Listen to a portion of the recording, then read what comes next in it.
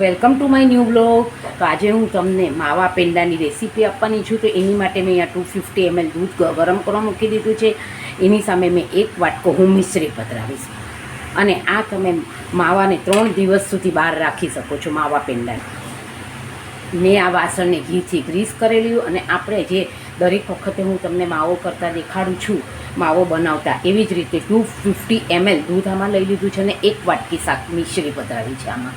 હું આને એક સરખું હલાવીશ અને જ્યારે ગોટી પડતું થશે ત્યારે ઉતારી અને એના પેંડા વાળીશ. અને આના તમે માવા મોદક પણ કરી શકો છો. અને આ માવાને આપણે પધરાવી અને એમાં મોદકના શેપમાં આમાં તમે કેસર પણ પધરાવી શકો છો.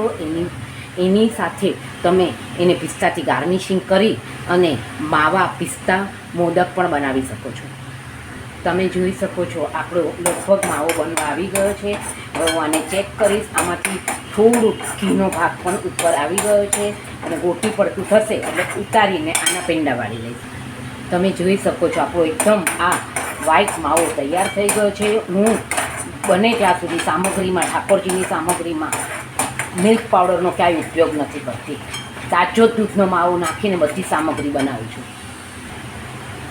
તો આ તમે જોઈ શકો છો આપણું ગોટી પડતું થઈ ગયું છે. હવે હું ગેસ બંધ કરી દઈશ અને આને જરાક વાર ઠરવા દઈશ અને આમાં ઘીથી ગ્રીસ કરીને જરાક એને સ્મૂથ કરી લઈશ. તો તમે જોઈ શકો છો આપણા માવા પેંડા તૈયાર છે. મેં એને સિલ્વર બરફથી, પિસ્તાથી અને કેસરથી ગાર્નિશિંગ કર્યા છે. આવતા તહેવારોમાં પણ તમે તરત જ સામગ્રીને બનાવતા 15 થી 20 મિનિટ જ લાગે છે અને તાજી બને છે. અને દૂધનો માવો પણ તાજો હોય છે, જેથી આપણે 2 થી 3 દિવસ આ પેંડાને બહાર રાખી શકીએ છીએ. પછી ફ્રીઝમાં પણ રહી શકે છે 4 થી 5 દિવસ માટે. Thank you for watching my video. Like, share and subscribe. C you tomorrow.